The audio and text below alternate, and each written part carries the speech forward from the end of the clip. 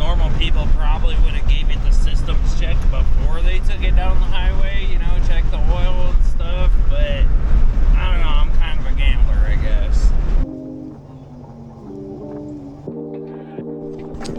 What's up, guys? I've got way too many projects going on. Think we're working on Jeep? Nope. Think we're working on that Dana 60? Nope, but there's a sneak peek at my CAD. If you take a gander over this way, I've got a boat trailer in my yard. That's Brock's, and he's tasked me with putting some fenders and stuff on it, which I haven't got to yet, but the real reason for this video is the old Ranger.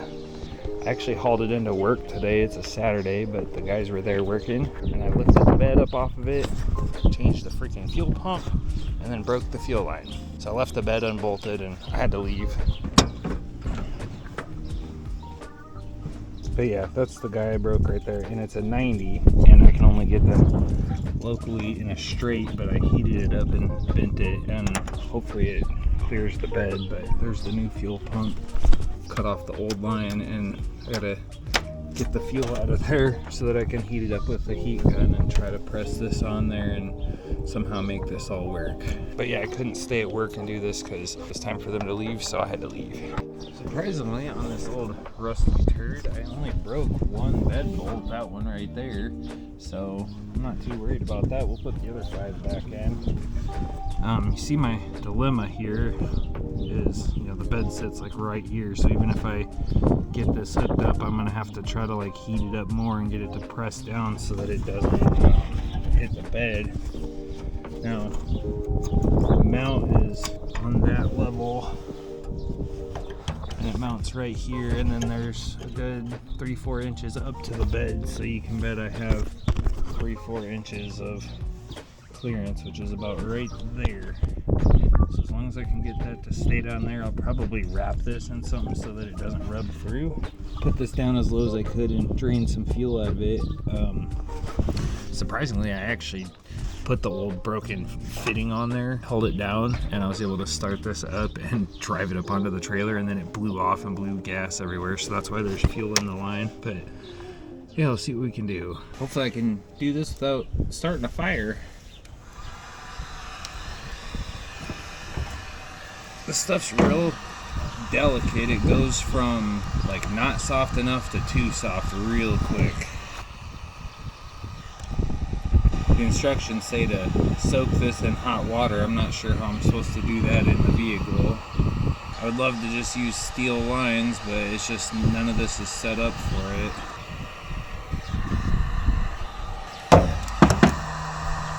Let's just hope that's enough. Got it. Ooh, that's hot. I'm trying to smash it down as it cools so that makes a seal around that barb. Man, that's putting a lot of pressure on that little plastic nipple on that tank, but hopefully that clears the bed.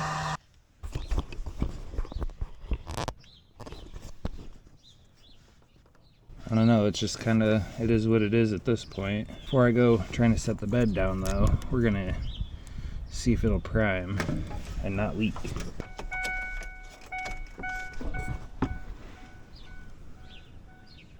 Well, I don't see any leaks. I don't think I've got enough battery to get it to crank over again. I had to jump start it at work, but I think I better fire it up before I go putting the bed back down. Let's give her a try. Yep, I'm gonna have to go get a jump pack.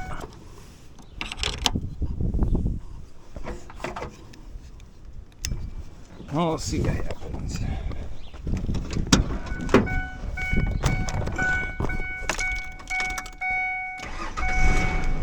Oh, fuck yeah, bud. She's fucking running.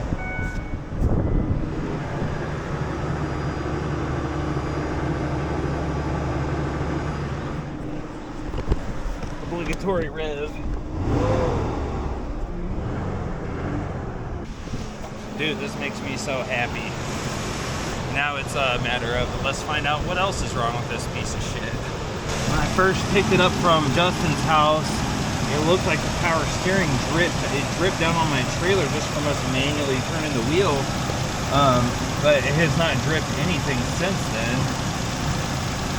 So I don't know what that was all about. I'm gonna let this pig run for a couple minutes to charge his battery up. Check her out. We got good oil pressure. Says it's charging. Brake lights on. 3/4 of a tank of gas. Hell yeah. When I started it earlier at work, it said like fuel cap loose or something. That was actually because the fuel filler neck wasn't even hooked up earlier, but I did put the cap back on it. I'm super glad to see that this isn't leaking.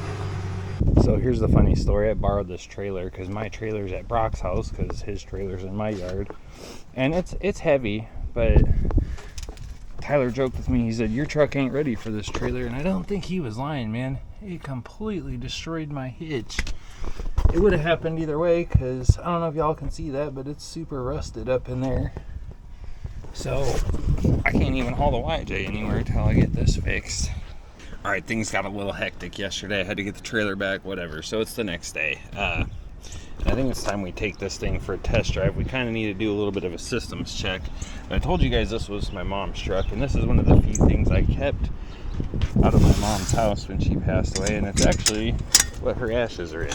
So I thought it was only fitting to, you know, take her for a ride in her old truck. I know, I'm such a dork. All right, let's see if the battery stayed charged. Oh, hell yeah.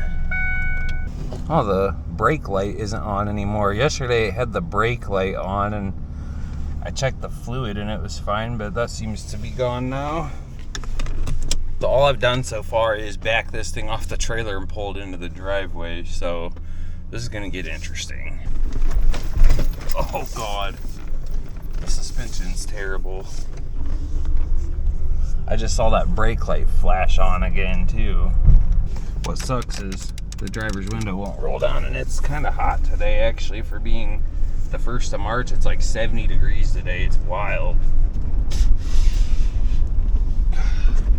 There we go. We can at least open the back window.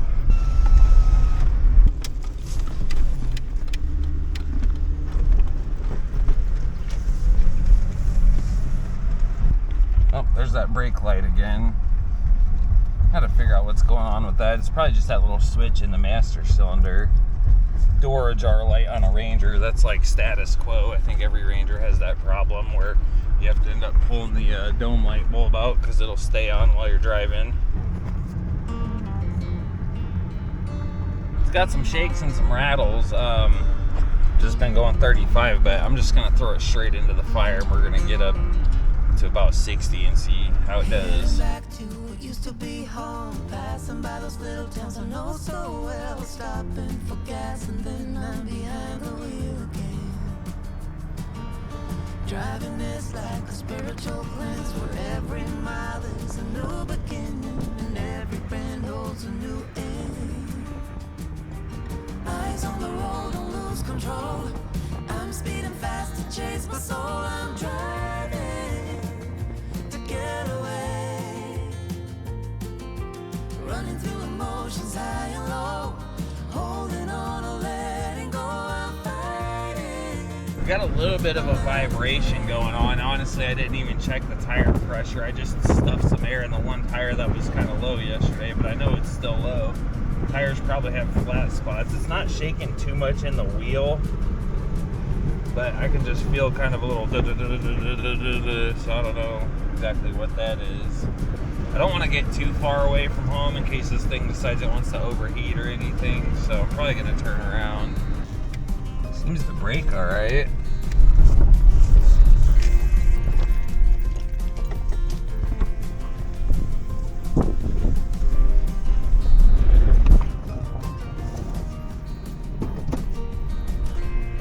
Ooh.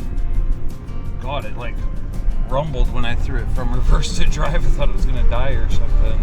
I think most normal people probably would have gave it the systems check before they took it down the highway, you know, check the oil and stuff, but I don't know, I'm kind of a gambler, I guess. I mean, it's got pressure, right? How you doing over there, Mom?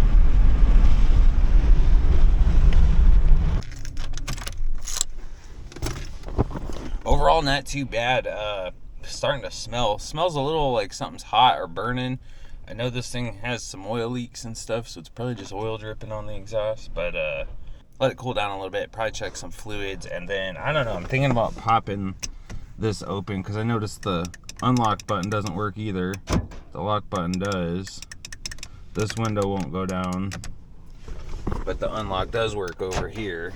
So definitely probably just either some bad switches or a bad ground in there or something. Gotta love it. We've got deck screws holding this on. Surely my mom didn't do that, and surely I didn't do it for her, but hey, it works. I'm gonna get this torn apart and we'll test this circuit. Long like a Monday.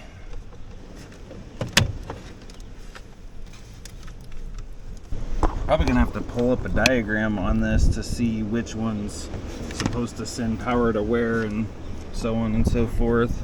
Somebody's been here before. That screw is barely started in there.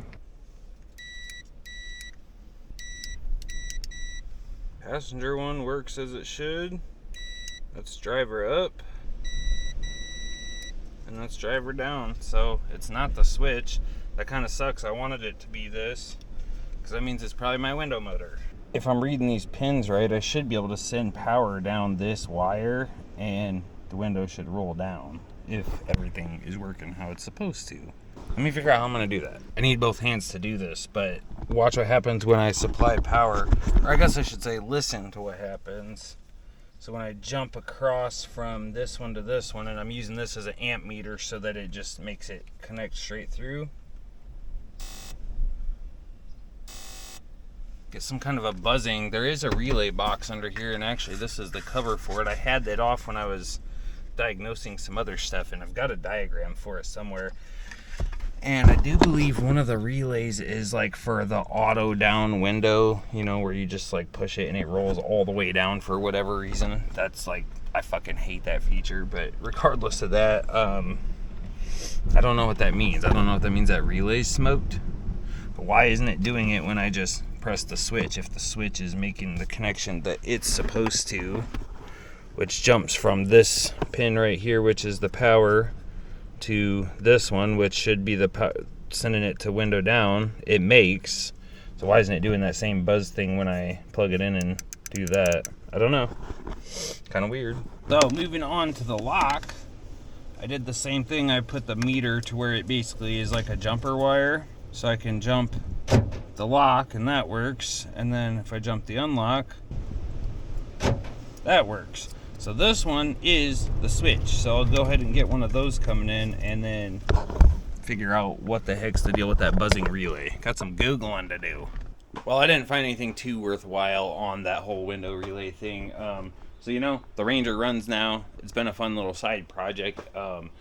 Most of y'all don't really like watching it. So honestly, I'm probably going to end this one here. And this is probably the last time I'm really going to make a video about the thing, unless I decide to turn it into an off-road rig or take it wheeling or something. So anyway, thanks for checking out the video, and we'll get back on this soon. I've been doing some CAD, but I'm a little bit nervous about doing that much welding on this pumpkin, because if I crack it, she's boned.